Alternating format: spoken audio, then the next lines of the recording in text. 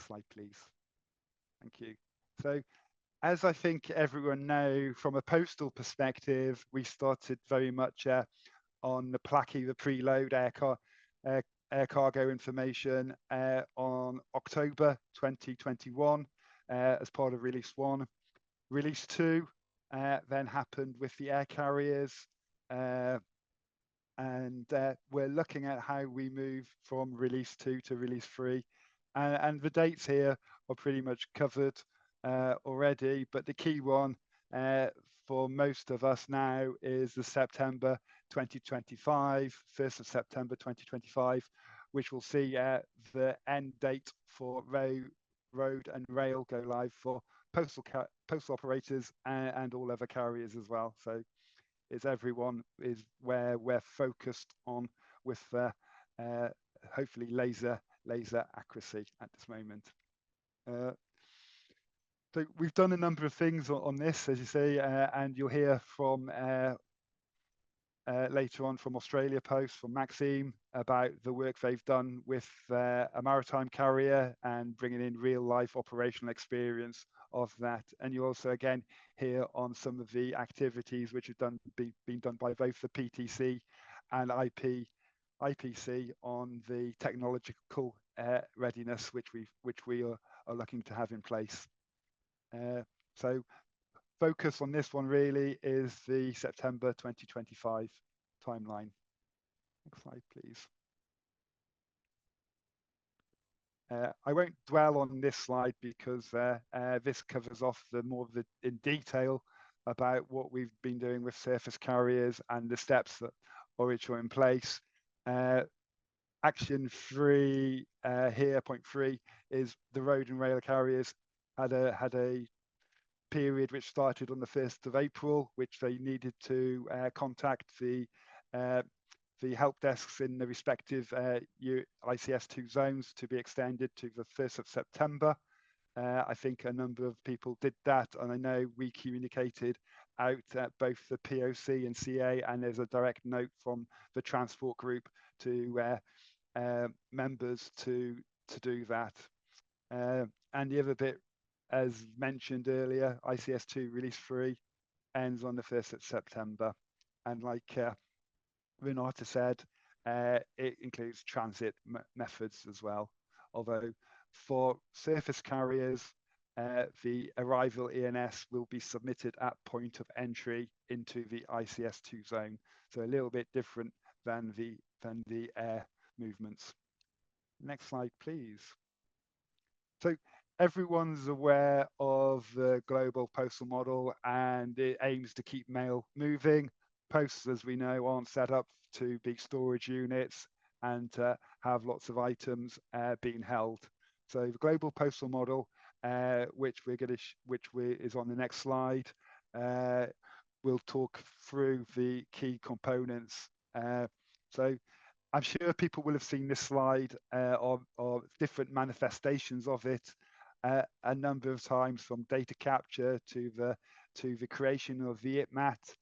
As you'll see on this one in red again, it's got the key EC artifacts which are submitted to support ICS2. So postal plaque of the EC F43 file is created from ITMAT, so that's an item level detail. The postal plaque EC F44 is created from the PREDES, that has container information. The one we're more interested in now, because we've been doing some of that since 2021, what we're more interested in is the leg 7 on this one, which is sending the consignment data over to the carriers and as a CARDIT message. So as we've covered here, we intending to send a CARDIT to surface carriers, so they have the consignment details and receptacle numbers in that, so they can lodge it as an arrival ENS. And as highlighted here, the F40 is a road movement, F41 is rail, F42 is air, which is currently happening, and the F45 is for maritime movements. So that's the sort of the overlay of the global postal model. And these are, when we were designing some of this, we were very much conscious that we needed to keep the EC's requirements from ICS2 in line to the global postal model, rather than veer off and do something entirely different, which wouldn't have been very suitable for almost everyone on the call.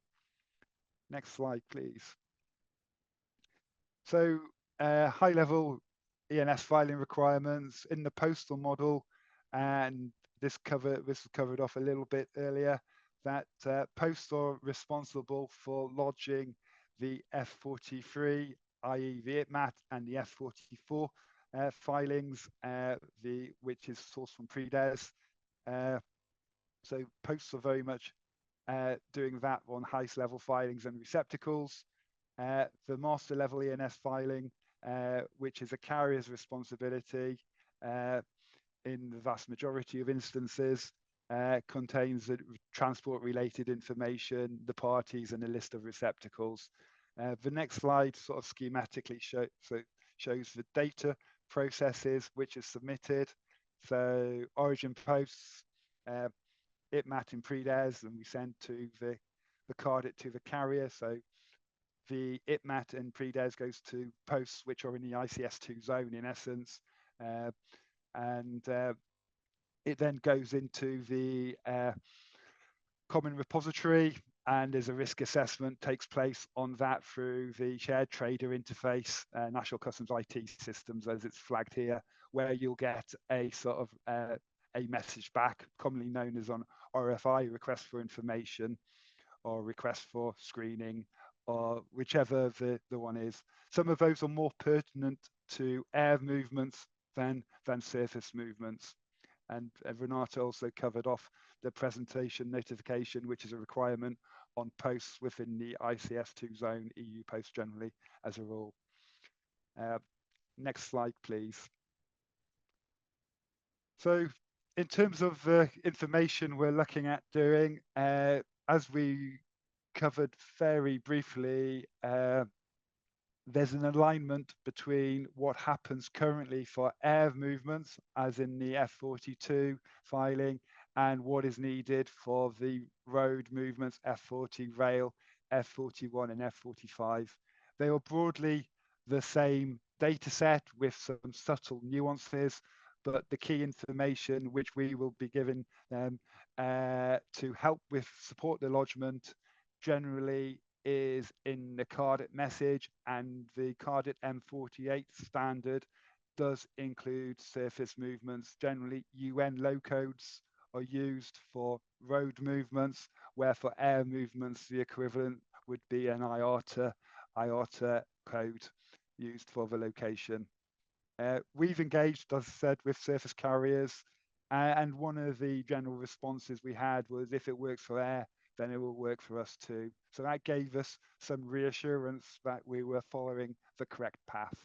And everyone knows that the data set is the CARDIT data set, the M48 standard. And as I said, just covered off earlier, it's within the global postal model leg 7, where it focuses on the CARDIT and going to the carrier. As I said, at the moment it's air carriers, but we're currently extending that to surface carriers, and Maxine in Australia Post has done that for surface carriers for maritime movements, and I know a number of requests have gone in to extend the mailboxes for road and rail movements. Next slide, please. So the data, which is the important data to carriers, generally is about the transport information, the date, the transport number, and information about the receptacles. It's used to create the arrival master ENS, which is then supplemented by carrier specific information and submitted to the common repository. The data shared from post to carrier via electronic data exchange message, and the endpoint of that, as I think most people will be aware, is the mailbox. So at the moment, carriers' mailboxes are in use for all air carriers, and there is a need to do that for road carriers. There's recently been an agreed extension to code list 160 to include surface carriers mailboxes, and also extend the postal mailbox format as well. There's a reciprocal message which carriers can send us, which is a ResDit message, but at the moment we're very much focused on making sure we send a CARDIT out. And some carriers are live with this in the surface mode, and I'm just calling out the Mediterranean Shipping Company here, who are working with Australia Post in particular, and a slight tweak which was made to support what the MSC wanted with the bill of lading number going into the CARDIT message, which would be created through by the PTC. Next slide, please. So this is a very sort of high level schematic. So the international dispatch system, which creates CARDIT, needs to create that for surface movements, be that one of the systems used by the PTC, i.e. IPS, or be it your own proprietary systems. That needs to create CARDIT for surface movements in line with the standard. That data then needs to be sent to a mailbox. The carrier, as they do at the moment for air, will need to access that mailbox and then use that information to create the arrival ENS lodgement. So looking at that, it looks quite straightforward. It's not, I know that. So, and I know there can be elements to that. So next slide, please. So I'm not going to massively dwell on some of the technology because I'm conscious we have both, as I said, the IPC and PTC behind us. But CARDIT message, as I've covered off, is key, the M48 to do that, either using within their own systems or the PTC dispatch systems which are in use. If you haven't already done that, please do that as a matter of urgency, because there needs to be a need to send CARDIT and it to be tested as well. So please do that. Code list 160 has been extended to create the capabilities to have more mailboxes, and the code list was approved in May by the Standards Board, and the lists are being updated at the moment. Just one point to note with the code lists, you may also need to do a party identifier for the carrier, which is stipulated in code list 118. So just a little bit of technicality there on that one. And yeah, so the mailboxes clearly need to be created, and I will give a shout out to the IPC solution. They're very keen or needs to have the mailboxes for carriers who are potentially using an IPC solution by the 30th of June. So if you haven't got the requests in flight to do that, please do so as soon as possible. Next slide, please.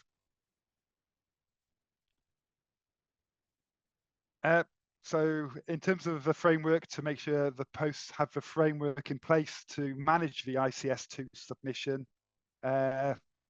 we were very much aware that there needed to be a technical design for the changes needed to be support ICS2 release requirements. So as we've said, whilst it is the carrier's responsibility to lodge the arrival ENS, as I said, we have become increasingly more aware of the need to have a more generic solution in place to support the postal model. So IPC are engaged and are working on an IT solution to help surface carriers lodge arrival ENSs. They're giving an update later. And the UPU and PTC have also been updating their dispatch systems, IPS, to support the data flows. As we mentioned, if you use your own proprietary systems to generate the messages, then you'll need to update them accordingly, and to do so promptly as timelines are running out. So generally, I've covered off the ask as well of setting up mailboxes for surface transports, as well as the notification on code list 118. Next slide, please.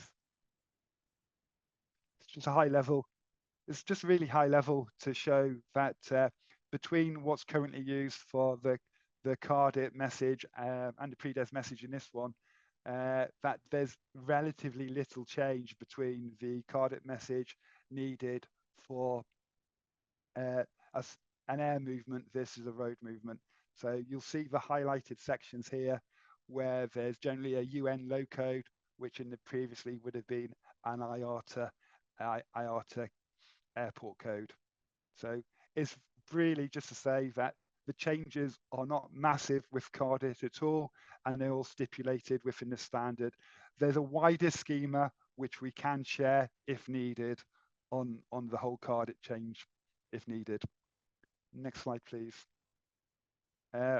This highlights the rules in pre-des and CARDIT. So transport number, carrier code sources, carrier information in pre-des, and the information in CARDIT. So this is just simply really, again, to reassure you that the processes are very, very similar, and there's no new real data set needed. And certainly all this is included within the specification of the M48 standard. Next slide, please. So just key actions, and this is really to supplement what Renata covered alongside the key steps when covering about EORI registration and the self-testing as well.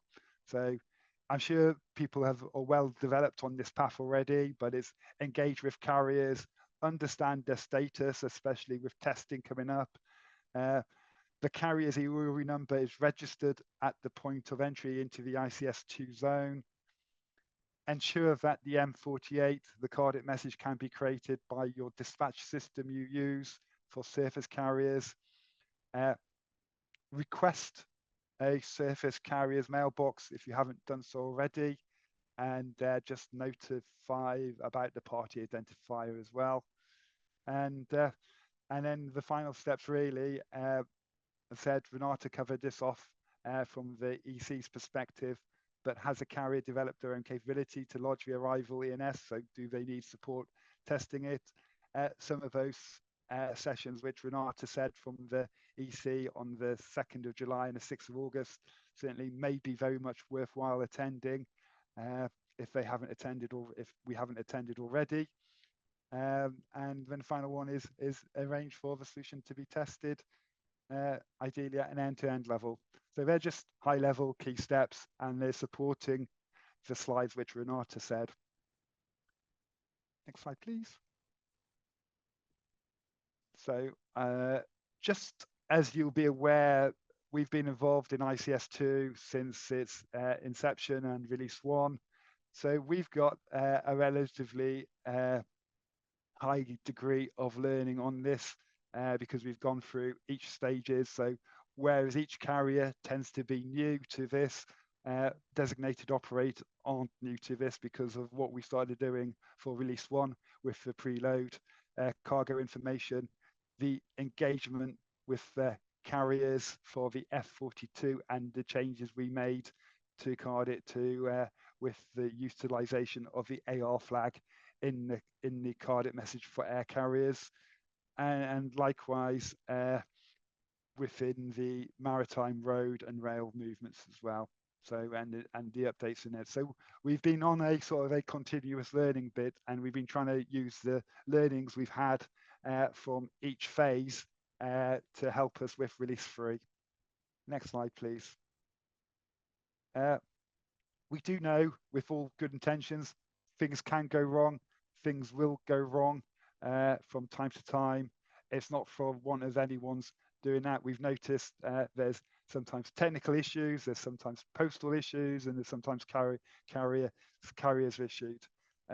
System issues can result in the deployment of business continuity plans, and we also track a certain number of metrics in terms of data quality, timeliness of responses, where we can pick up on delays and everything. So we're very much cognizant of the fact that things can go wrong. They will almost certainly go wrong from time to time, and it's how we manage those normally in a sensible, pragmatic manner, which is important to us. Next slide, please. As I said, we expect a number of challenges. These are likely to manifest potentially as local issues at borders between ICS2 countries and non-ICS2 countries, because postal operators don't generally have facilities at the border where the physical controls are made. But we're engaged with a lot of, I know a lot of designated operators are engaged with their customs authorities in their country to try to minimize that and try to have a clear flow of communication between the local customs authorities and the post directly. So said systems issues, there will be systems issues which happen from time to time, and we've covered off contingency and continuity plans, and we're working with Renata and a wider team within EC to have a process for ensuring that communication is made when there's a need to deploy BCP as well. Again, there'll be issues for carriers and posts, which we'll expect, and there's also some challenges with transits where we need to work out the data side of things, supported by the IPC and the PTC on this, just to ensure we ensure that posts and mail keeps on flowing in line with the global postal model. Next slide, please. And that's, I think, the end of my presentation. So thank you very much for that, and I will hand the floor back to Zoran to move over to the next presenter. But thank you for your time. Great. Thank you, Jan, for these valuable insights. So we just heard how regulatory aspects, which has been outlined in the Renata's presentation, also are actively addressed in the postal community. So if you have any questions for Jan, please add in the questions and answer section. So we can move to another presentation. We would like to go to the technological solutions for support filing into ICS2 for external surface carriers and DOs acting as carriers. Therefore, I would like to introduce Mr. Jorgen van Mok, Head of Network Management and Innovation in the International Post Corporation, who will present IPC tool development to support designated operators and carriers in ENS filing. Jorgen, you have a floor. Thank you. Thank you very much, Soren, for giving me the opportunity to share our preparation in delivering a solution that could help the stakeholders in complying with the regulatory requirements. I will focus mostly on the prerequisites, so addressing basically those posts and carriers on the call that may be directly involved on what is required for this to be successfully set up. IPC has already deployed filing solutions for Release 1 and Release 2, including also carrier filing solutions for airlines. So we have the experience, and as Renata said, IPC is already a solution provider that's set up, that has done the compliance testing, and this, however, is a completely new module. On the technical side, we believe that we can deploy this without a lot of challenges. What we see as the biggest challenge is getting all the other aspects covered that are needed to get this successfully deployed, as there's so many stakeholders, and also, as was referred by Ian, when it comes to hauliers, we are supposed to already into what is needed to do ICS2 filing, but for some hauliers this will be new. Practically, from IPC perspective, it's important that if a post and their haulier wish to use the IPC solution that we're currently building, then there needs to be also a signing of a data protection privacy agreement that is just to manage and mitigate for IPC the liability in relation with its members. So any post that is using it will have to sign that. Also, we will have a small agreement on the actual use of the solution and etc. And then what was already referred to by Ian is some things that need to be in place. The origin post that will be the customer of our solution. They can authorize a haulier to use it for filing, but we deal with the origin post as customers. These origin posts are responsible to ensure that road hauliers, carriers have a mailbox, and if they validate that and there's no such mailbox in place, then they can request IPC to set one up, and we will do the necessary also in relation with UPU on the party identifier and to establish that in a correct way and for the publication on the UPU code list. So then there needs to be a decision on the declarant. Is it going to be the road haulier, or is the post itself acting as declarant as they operate the transport in relation with the subcontracted carrier? In any case, we need the EORI number of the declarant. And next slide, please. And for that purpose, we have created two files because the solution is using reference data. It uses reference data for the consigner as well as reference data for the declarant, and normally the haulier, but could also be the post choosing to be the declarant. So in those both roles, a post and or the haulier or the post on behalf of the haulier need to fill out the data and provide these to us so that the solution can be pre-populated with the necessary data to successfully file. Next slide, please. There are two technical solutions. One is that we have we call it an EAD tool, which has a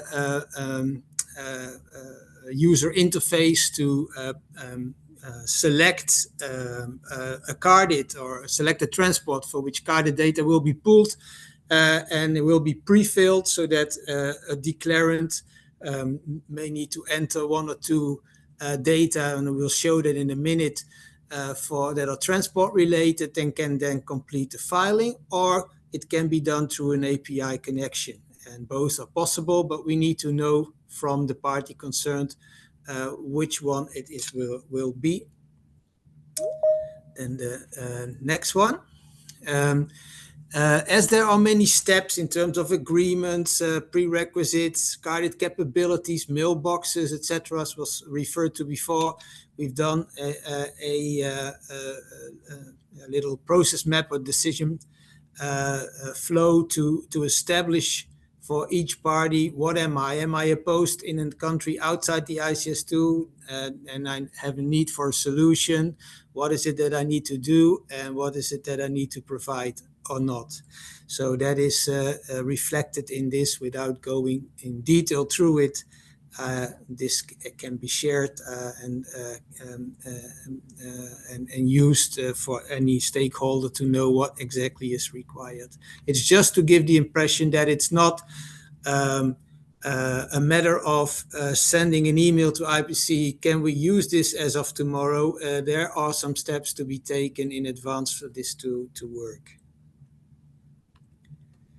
This is on what is needed to get information in our solution. The other was more on what are the prerequisites and agreements that need to happen. And this is how you get concretely ready. So next slide, please. Following will be a video that will actually show how the solution will work and once it's set up. This is IPC's proposal for handling of F40 road filing towards the EU standard trader interface. For our solution to function correctly, the postal operator must supply specific reference data for the haulier during the onboarding process. This is a one-time operation. IPC already has all the necessary information from the postal operator, and no additional data is currently required. The postal operator must provide the new haulier reference data elements required for the F40 road filing. This is required even if the postal operator is acting as a haulier. This is a one-time action. The origin post must generate and transmit a separate CARDIT message for each consignment, based on each unique origin, destination UN/locode pair, regardless of the transport ID. The importance of this will become clear during the actual filing process. IPC shall expand the current EAD tool used for F42 carrier filing to include F40 filing for road. The shipment ENS option shall be extended to include the option to file for road. The user shall select the Create New Shipment option. Then the user shall select either to file an air transport or a road transport ENS. To easily find the CARDIT message, the user shall enter the departure UN law code, the arrival UN law code, and the transport departure local time. IPC shall then perform a search for the corresponding CARDIT, applying a tolerance window of plus or minus 1 hour relative to the provided departure time. Only CARDIT messages in the haulier mailbox are visible to the logged-in haulier, and the system pre-fills ENS data from the selected message. The consignment ID with its receptacles is extracted and taken from the identified CARDIT message. No user interaction is required. The CMR is not mandatory, but needs to be filled in by the haulier if they want to track the progress of the F40 filing. The haulier must ensure that the CMR number is unique for their carrier name and truck.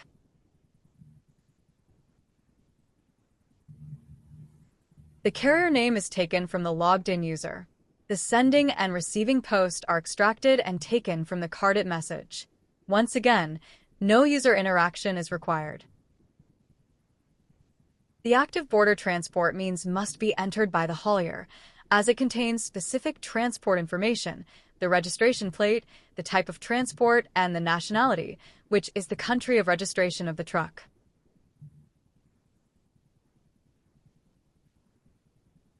The estimated date and time of departure and arrival is extracted and taken from the identified CARDIT message. No user interaction is required. The haulier can indicate if containers are used on the truck. If containers are used, then the individual seal number of each container can be added manually. The UN law code for the loading and unloading is extracted from the CARDIT and can be manually modified. Once all the required data has been entered, the user can select the Send ENS option. The IPC EAD tool will send the ENS filing to the EU Shared Trader Interface, SDI, or the relevant national customs system. In order to track the ENS filing status, the user can enter the CMR for road transport and see the progress of the filing. This is why it is important that the CMR is a unique value. The postal operator can also track the ENS filing status by entering the consignment ID. As you can see, the IPC solution is dependent on the data entered once by the postal operator at setup time.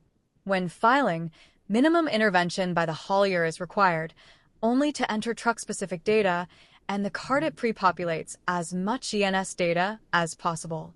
IPC serving the postal industry. This is IPC's proposal. Yeah, click to the next one.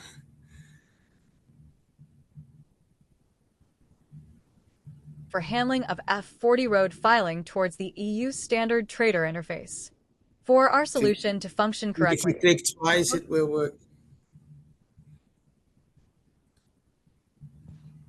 Excuse me, where is the next one? Next slide. If you click next to the picture, not on the picture twice, it will go to the next slide. Yes, that's it. Thank you. So yeah, this is just to give the deployment schedule, and as was referred to earlier, we are a minute to midnight. Yes, it's still not September, but there are different steps required for this to all come together on time, both for IPC to ensure that the development is done, that we have done the proper technical testing, that we have, but most importantly, that we have the deployment plans well coordinated between all stakeholders. That's why we have been reaching out to several already on gathering the reference data information, making sure that everyone is aware of what the requirements are in terms of being ready to send CARDIT for road consignments, setting up mailboxes, and signing the necessary agreements. So when that is done, we will, of course, continue to support those that are going to use the solution towards testing and rollout. Once that we have an agreement to provide you the service, we will, of course, keep you all up to date on where we are with the development. We hope to finalize all. We have already completed part of the development, but we will continue to work on it and hope to be ready early August with the UAT, so that we can start rollout in the course of August to have everything up and running by the 1st of September. It will be tight. We all need to work together on this. We also are in contact with UPU, as there's a dependency in a lot of things for also being ready to send the right CARDITs and so on. So, and UPU is working, of course, on supporting Post in getting ready on that side, and we will closely coordinate to make sure that everyone that wants to use this solution will be ready. And yeah, that was my presentation. Thanks. Great, thank you, Jürgen, really for this excellent presentation. I think, the all participants can see a lot of extremely important information if they would like to use your solution. And what is extremely important as well to note here is that you are ready. The only thing is actually the timeline. They need to follow the one which has been presented on the last slide to be ready and on time. Provide you all the information and file into ISC2. Now, I would like, if you have any questions for Jürgen, I assume you will have, please, type in your questions and answer section, and he will respond to you. Now we can move to the practical perspective from the field. I would like to invite Maxime Bourslav from Australian Post, who will share his experience on preparing for the ISC2 with the C-mail consignment. Maxime, you have a floor. Thank you. Thank you, Zoran. Hopefully you can see me. Yep, that's it. Okay, thank you. Next slide, please. Okay, so I'll just cover, in this presentation, I'll cover a couple of things. One is the general approach from Australia Post to capturing item ad information, especially in the context of Europe, and what we implemented, which is both for air and surface. And of course, for Australia, surface is by C-mail.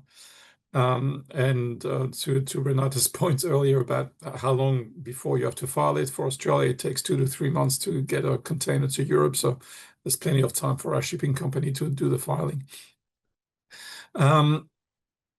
Sorry, no, previous slide, sorry. So I'll cover some general points, and then I'll go into the C-mail implementation more specifically at the end. So the approach we have chosen is that basically we require item ad information for every article going to Europe.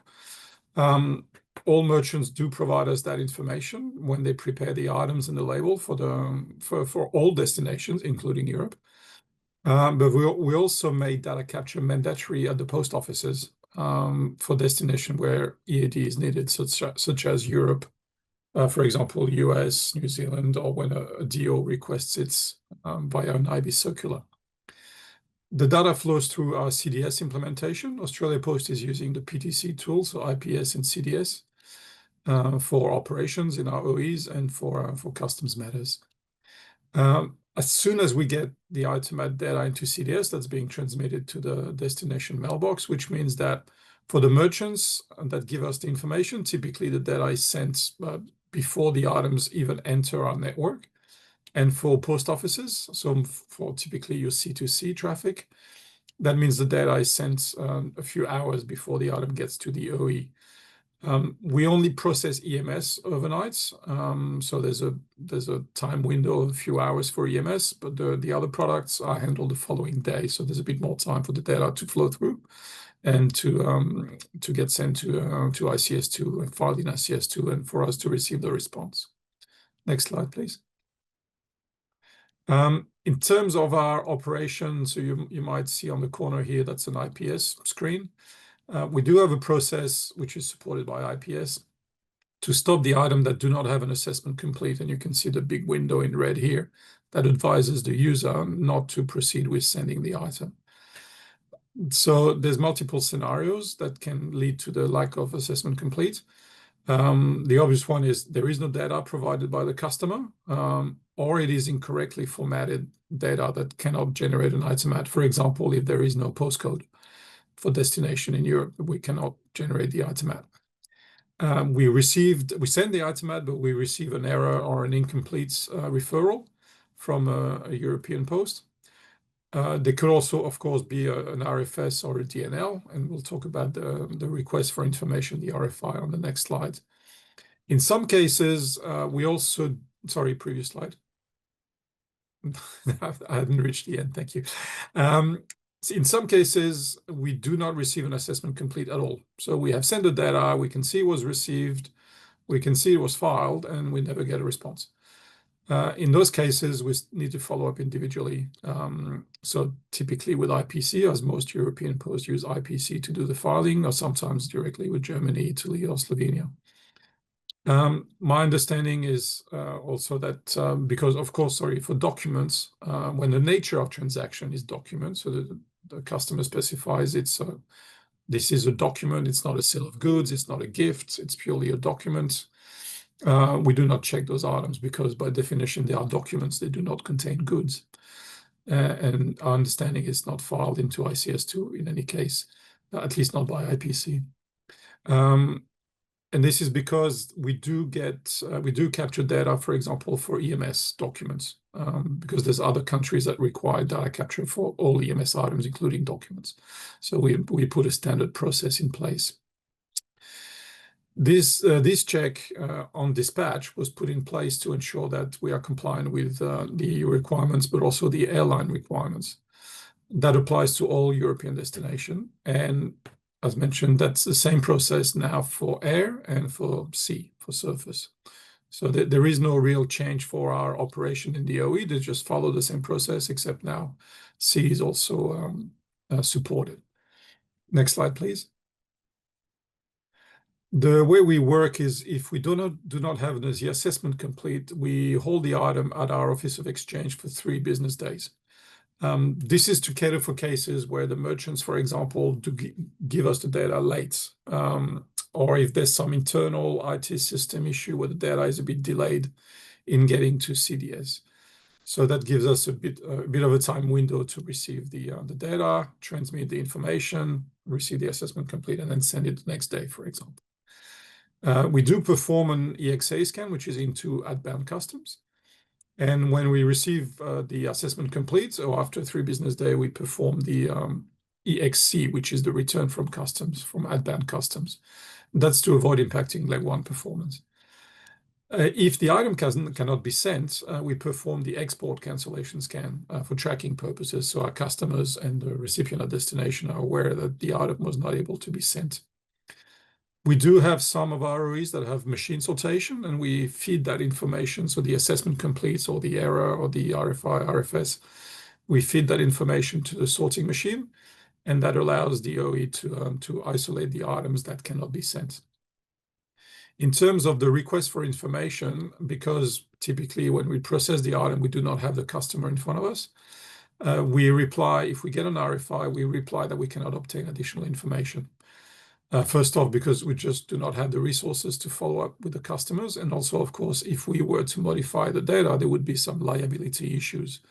And we would be responsible if there's anything wrong with the correction we made. I should note that we receive hardly any RFI. I think in the last few months, I received 1. Most of the issues are around the error code that we get back from ICS2. For an RFS, so if we receive a request for screening, the OE will conduct additional checks, typically X-ray the item again and look at it again, and reply with a ref response to advise of the outcome of the additional screening. And of course, in the event, and we hope it never happens, if there is a do not load, our security team will be alerted and will follow up. Of course, given the time that can elapse between when we get the data, we send it to Europe, and then we get the response, we might receive a DNL before the item even reaches the OE. So that's why we need a security team involved, so they can look into a whole network to try and identify the item and find the item if it's not at the Office of Exchange already. Thank you. Next slide, please. For information for the items that are being delayed or that haven't received the assessment complete straight away, we do provide our Office of Exchange with a report that shows the item held and the most recent status. So they can find the item that, for example, they could not send last night, but maybe they can send tonight, so they can find the item and then dispatch it and send it overseas. Thank you. Next slide. Yep. There are some impacts there are some things that impact our operation. And I think that was mentioned briefly by Ian. If there's IT issue on the EU side and we do not receive the assessment complete because the ICS2 is down, of course, the mail can be delayed. And as mentioned, the European BCP is not very clear in terms of what the non-EU post can do. That is, can we send mail with an assessment complete?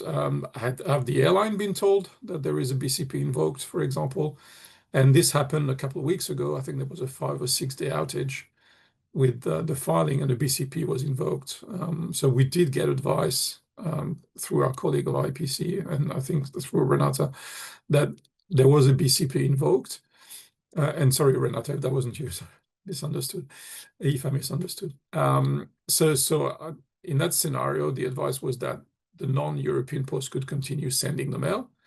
But basically, that took 2 or 3 days to be decided, during which time we could not send the item that had not received the assessment complete. So there was a bit of a backlog building up in our offices of exchange. The other thing that we were not 100% clear on is whether the airlines had been advised there was a BCP invoked. From our perspective, of course, we followed up with our team that manages our transport. We contacted the airline directly to ensure they were aware there was a BCP and so on. But I'm not personally aware if there was a general advice issued to the airline to say, hey, there is a BCP situation. The other thing that I think the IB, Zoran and Jan, I think fully aware of this, needs to work on is that there has to be some advice going out to the UPU as a whole when there are IT issues, when the BCP is invoked, when the system is down for whatever reason for a day or 2 days. And I think, I may have missed it, but I don't think I saw any advice a couple of weeks ago when we had this 5-6 day outage. And of course, that means that the posts that are not aware that there is an outage are just not receiving any assessment complete anymore. And they don't know why. So there really has to be some better communication around this. And I know there's been lots of discussion between especially IPC and the IB on this. So I hope that can be addressed before basically ICS2 is fully implemented with air and sea mail. So in the next couple of months, that would be great. And as mentioned, sometimes we do see items that do not receive any response at all for unknown reasons. And we have to follow up. And as mentioned, sometimes we do see the item was filed and then there's nothing. EU custom never responds, which of course is not a great message for our customers. We just have to return the item because we cannot send it. And we get told, we just have to tell them we don't know. Nobody told us anything.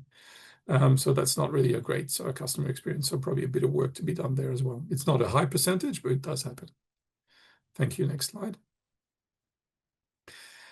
For context, so in terms of the item that we cannot send to the EU, that's increased since the EU introduced the use of stop words in around March, April 2025. So before that, we were around 0.3%, which was typically around missing HS codes or incorrect HS codes.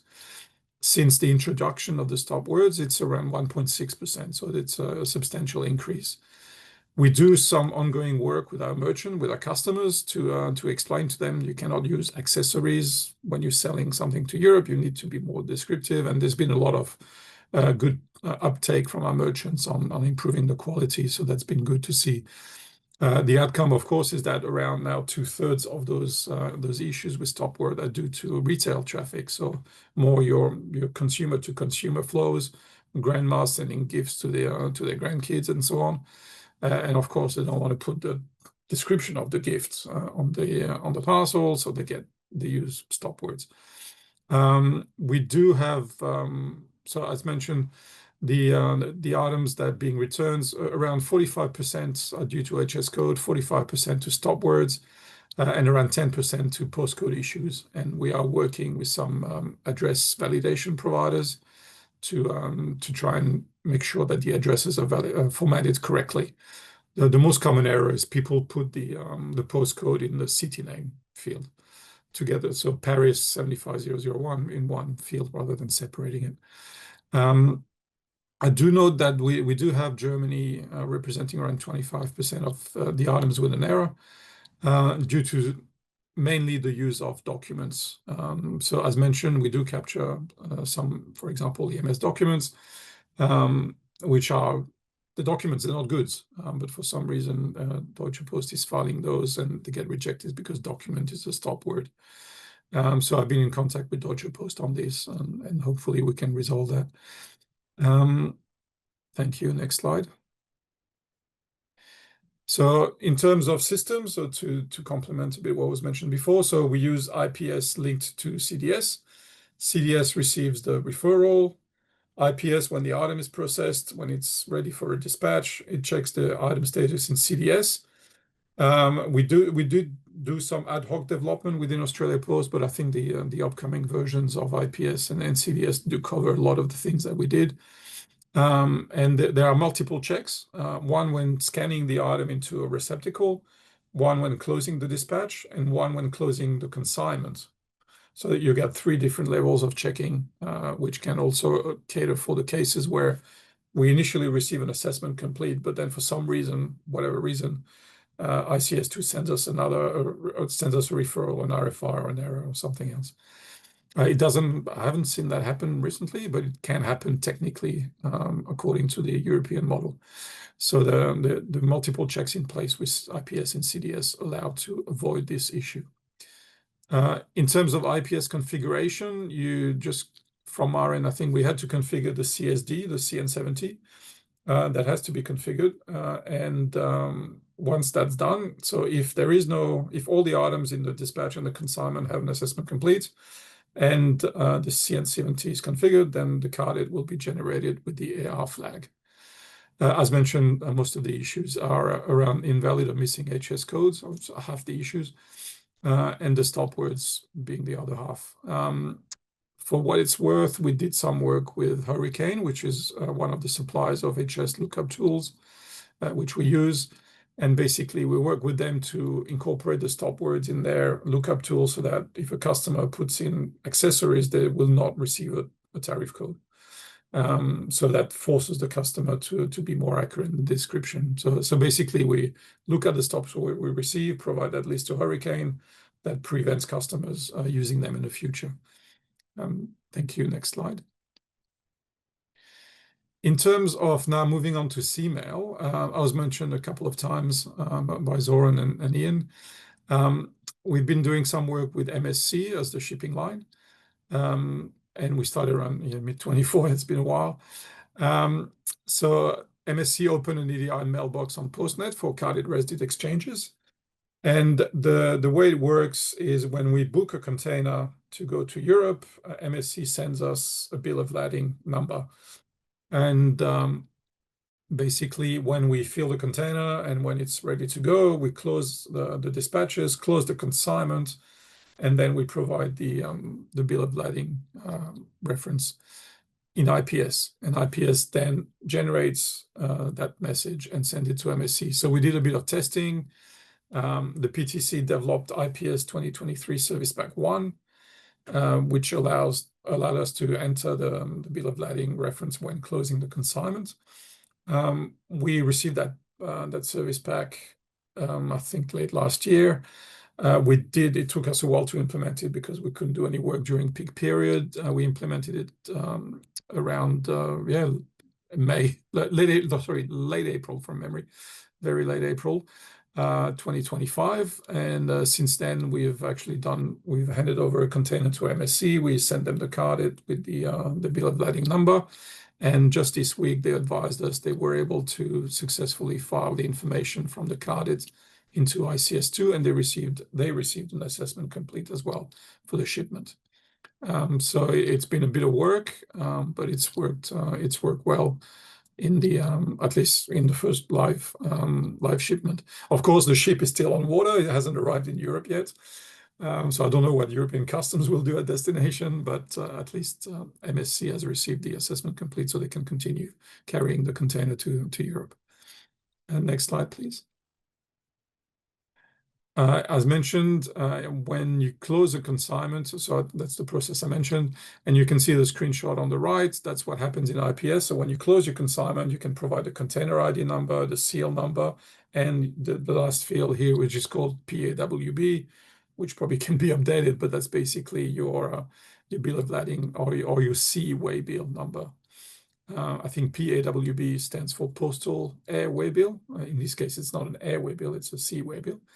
But you can see the principle. So you just put the reference in, and IPS will then generate the CARDIT message, and you can see the sample CARDIT on the left side with the C waybill reference there. Just one thing to keep in mind, and IPS does it, but if you use your own system for the DOs, you need to generate a CARDIT 47, which is, I think, the final CARDIT. Thank you. And I think, yes. So as mentioned also by Ian, there's an MSC EDI mailbox, which is available called MSC12, and that's part of the reference data for IPS. The one thing to be mindful of when you configure the exchanges in IPS, you must use some mode of transport being SH for ship, in our case for ship. If you configure incorrectly with plane, which we had done initially, that's not going to work because it's not an airline. So just one thing to be mindful of. So you have to be careful which mode of transport you use when configuring IPS.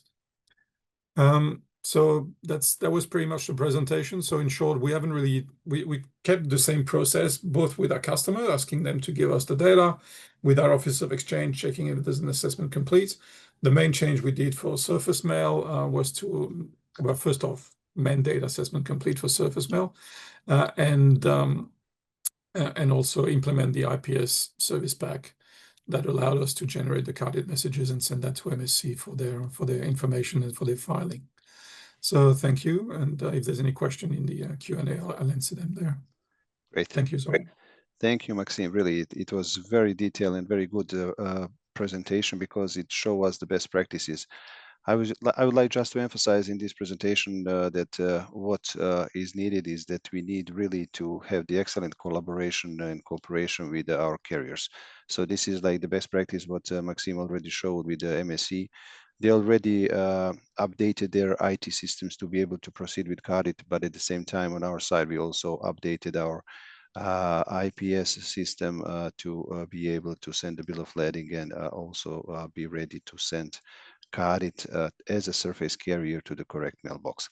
So as Maxime mentioned, if you have any questions, please let him know. He will respond to you through the questions and answers section.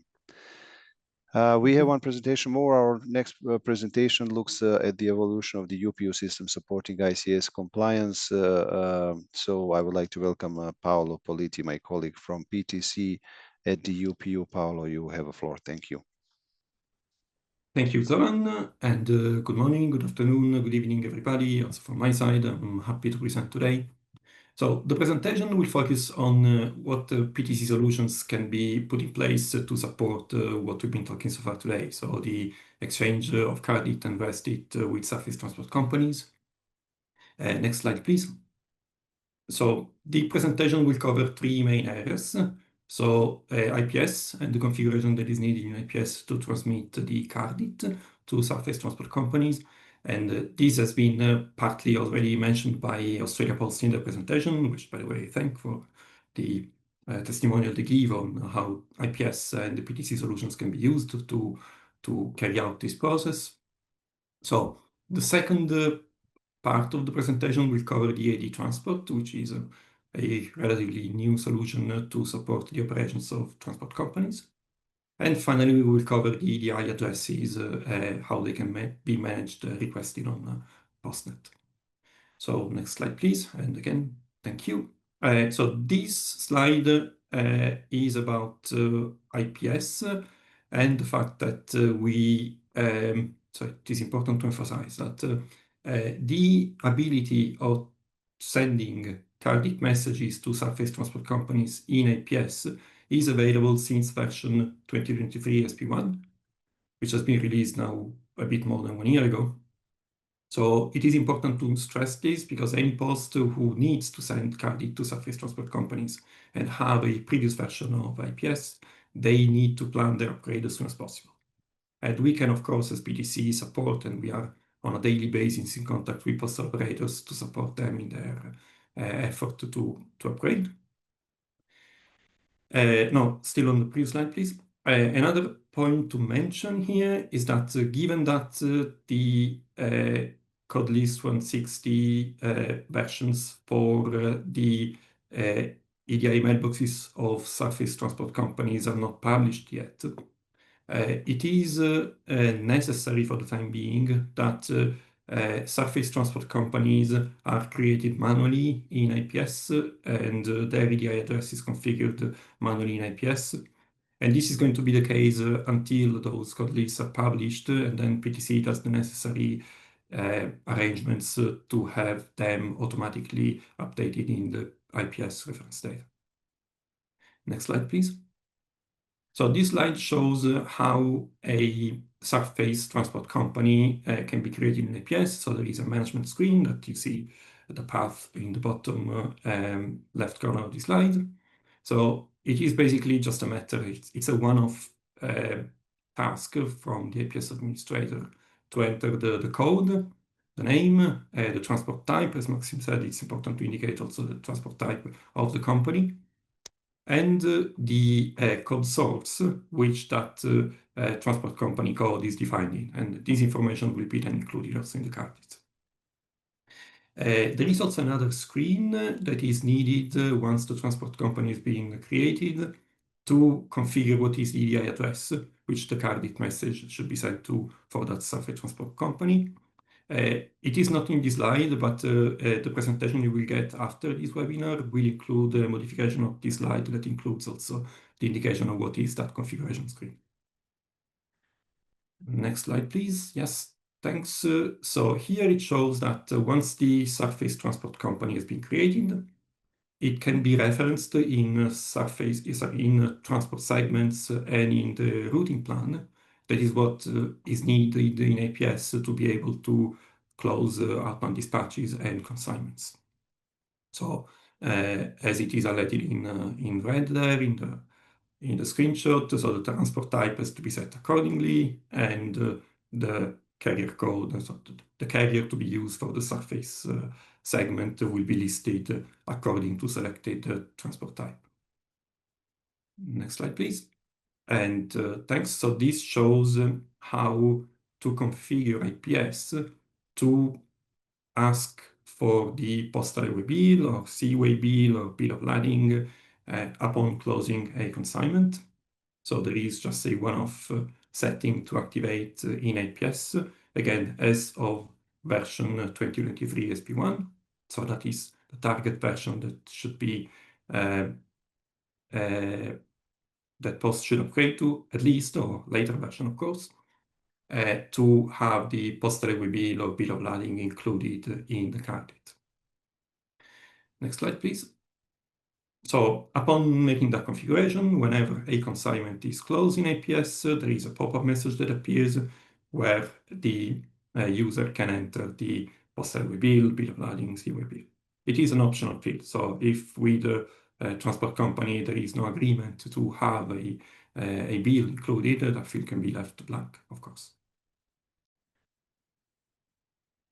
Right, so this is pretty much the configuration that is required in IPS for the transmission of CARDIT to surface transport companies, optionally including the bill of lading. The next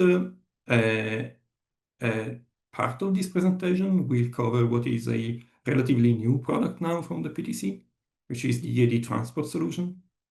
That's unlike IPS, which is targeting the postal operators, or designated postal operators. The EAD transport solution is the PTC solution for supporting the operations of transport companies. Not just surface transport companies, also air carriers. And the context in which this product is born is the fact that there is a need to exchange. So postal operators will send CARDIT, transport companies have to send RESDIT, and this solution enables sending RESDIT. But it also enables checking what is the EAD compliance status of the postal receptacles that transport companies have to transport. Thank you. So at the moment, the current version of the EAD transport is just a mobile application that runs on Android devices. It is very easy to use. It is a very intuitive application from a user interface perspective. It is affordable. We will have a slide later for the cost, the license cost of this solution. And it is scalable, which means that there can be as many devices running the application in parallel as needed. And the backend services, including the checking of the EAD compliance status of the receptacles that are scanned, as well as the transmission of the RESDIT messages that are resulting from the scans that are performed in the app, they are all performed by a backend solution that is hosted in the PTC cloud. So there is no need for transport companies to deploy any sophisticated and costly solution in their own IT infrastructure. It's all cloud-based. All they need to do is to have an application downloaded from the Google Play Store on their scanning devices or even just mobile phones. Next slide, please. So the current functionality of the EAD transport app cover the EAD check, as I said. That is the ability of checking the postal compliance from an EAD perspective for single postal receptacles or for all receptacles that are pre-advised in CARDIT messages to be in a given transport. So what is the EAD compliance? It is basically the check of presence of EAD data, so basically TMAT for all items in the postal receptacles. And if there is, very unlikely, but if there is a do not load for any of those receptacles. As I said, the application also supports the transmission of RESDIT by allowing performing at the moment, just three possible RESDIT events. So the received, the uplifted, and the delivered. The next slide will explain we'll explain what the future functionality will be, and I will cover also the additional RESDIT scans. And the last of the existing features is the ability to receive on the device notifications whenever in the location where the app is being used, there is a receptacle that has a do not load. So that can be useful to activate any security policies to handle the exceptional situation. Next slide, please. So, as I said, this is a very relatively recent solution from the PTC. We're still planning to increase the functionality and extend it to being not just a mobile application. Indeed, the version we are currently working on will deliver also a web component, a web UI, where it will be possible to do the same scans that are possible on the mobile, plus the ability of running reports and doing some administration activities that are needed for the functioning of the application. The additional RESDIT scans, so there's the RESDIT 6 that is going to be included in the version that we are going to release this year. and future REST scans will come in the following releases. Here the message is if any transport company is interested in testing the current version, we are very welcome to do so. It's of course for free, and you just have to contact us and we will give you access to the application that is already available. As well as if you have ideas or if you have interest in working with us in shaping what the future functionality of the AD transport solution is going to be, we welcome your advices and your experience from the field. Next slide, please. Okay, now the fee model for the AD transport. So the app can be used in different locations, airports, surface transport hubs, or locations where the scanning of mail takes place from the transport company's perspective. So the fee is 1,500 Swiss francs per location, with a cap to 20 locations for postal operators and 100 locations for carriers. Why does it mention here designated postal operators? Because we know that in some scenarios, postal operators do take care on their own of transporting their own mail. So it is, of course, possible that a different division of the post uses the app and not a distinct transport company, in which case the app can be licensed to a designated operator. Thank you. The final part of this presentation will focus on how to define EDI addresses. So what is the process for defining EDI addresses on PostNet? Next slide, please. So it is important to say that any carrier can request an EDI address to be created on PostNet. The procedure is very simple. There is a license agreement to sign, just that. And what is obtained by having an EDI address on PostNet is not just the ability of receiving CARDIT and sending RESDIT. There are also reports available on QCS and dashboards that now enable monitoring what is the status of the EDI transmission.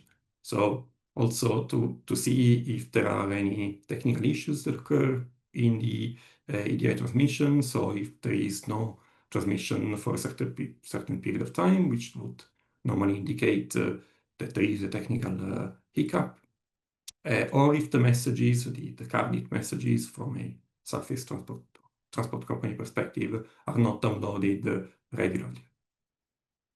Yeah, the last point on this slide is that also designated operators who act as their own carriers can, of course, also request EDI mailboxes to be created on PostNet, and if they have already EDI addresses on PostNet for the other EDI messages, a pre-DES, RESDET, RESDES, EMS-CVT, and so on, then there is no cost to have the additional EDI address except for the EDI traffic fee that is generated. Thank you. So this was, in a nutshell, the content of the presentation. If you have any technical questions, please write them in the questions and answer session, and I will be happy to answer them. Thank you again. Great. Thank you, Paolo. This was also a very important presentation for us to recognize about the opening of EDI mailboxes and also what kind of other tools we can use to exchange information between us and carriers. Now, let's say we came to the final and closing remarks. I would like to give the floor to Ian, and then IB will make a few sentences more before we end this webinar. Ian, would you like to take the floor, please? Yeah, sure. So thank you very much for that, Soran, and thank you to everyone. Firstly, I'd like to just have a specific shout out to the speakers who all did a fantastic job. So thank you, Renata. Thank you, Maxime. Thank you, Jorgen. Thank you, Paolo, for giving us a wide-ranging update from both the regulatory perspective, the practical implications, and the technical challenges which were faced with regard to surface movements within ICS2 Release 3. I think it made it a really useful webinar, and to all the participants who were online. It was great to have so many of you. I think we peaked out quite early on, about 170. So to show how many people were on, just shows how important we and how serious we're taking ICS2 Release 3 from our perspectives. There's also some really good discussions being had with both by the presenters and within some of the questions which have been asked. I think there's been about 23 questions. We'll follow up on those through the IB, and hopefully those questions and the session today and the slides and the attachments will help clarity for moving forward. As we know, we've got 2.5 months approximately before ICS2 Release 3 finalizes, so this will become reality for most of us in the very imminent future. Likewise, I'd like to recognise the great work which is continuing at pace with a view to have solutions in place to support business readiness within the postal community, and which can only in turn help support the carriers who need help and support on this. As I've said in the past in expert team meetings, we do need a combined effort and approach when we look towards compliance for ICS2 Release 3 legislation. I also am very cognizant of the fact there will be challenges from this, and specific probably challenges on the 1st of September when you first go live. So I would like to think that by continuing to communicate with each other, share learnings, and work practically and pragmatically, we can overcome these issues in a sensible manner. So I'd just like to thank you all again for your active participation, and specifically the great speakers we had. Hopefully it was useful. I'm sure it would have been useful. And I'm going to pass over closing remarks back to Zoran at the IB. Thank you, everyone. Great, thank you. Thank you, Jan, really, for these great closing remarks. Indeed, really, we are approaching to the 1st September. It's going to be pretty much challenging for all of us, but of course, I think that all these presentations which has been provided to you will give you a clear picture what are the next steps that you need to do in order to reach, all agreement between you and IT providers and also with your internal teams. So I may say that you need to ensure that your systems carriers and internal teams are aligned and ready.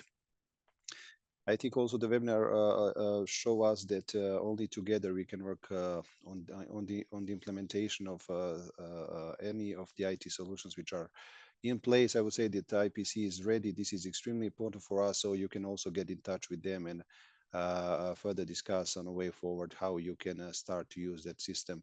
Jorgen already presented in his last slide the timeline and also the steps. I would like to say that this is pretty much clear. Therefore, we can continue and we can work on this as soon as possible, noting that we are almost coming into the July. Also, a lot of people will be on holidays, therefore it's going to be really tight, but I think we can succeed. So before we wrap up today's webinars, I would like to ask you for 1 minute more of your time. On your screen, you have the QR code.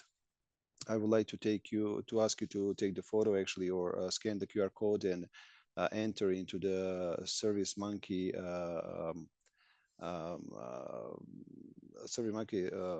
to give us your feedback. I think this is extremely important for us to give us your feedback because we would like to hear if you had received a lot of sufficient information.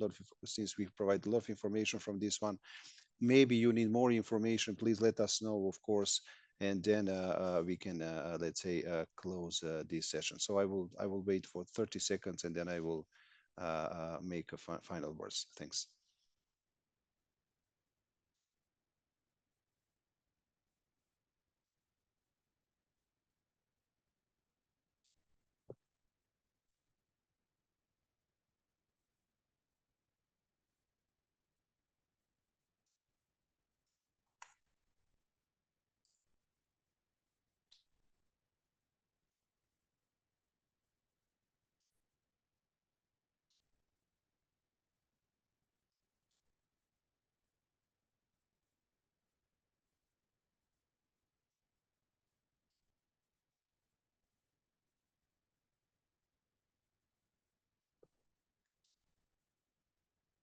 Okay, so thank you everyone who's already shared your feedback. If you didn't have a time now, don't worry. We will also send you the QR code link along with all the information, and you'll have the opportunity to give us your feedback after.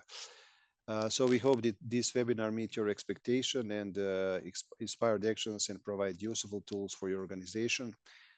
If you have any additional questions or you need your assistance, please contact us on the transport@upu.tnt, as you can see on the slide, so that we can support you and help coordinate with the necessary partners.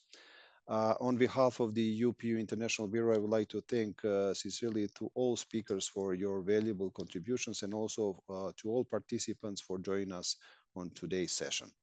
As a reminder, we will be sending to all participants the session recording, presentations, and questions and answer summary shortly after this event. So let's keep working together to ensure smooth, compliant mail transport into the ICS2 territory by air, sea, road, and rail. So I wish you a good day or evening, and see you soon. All the best. Thank you.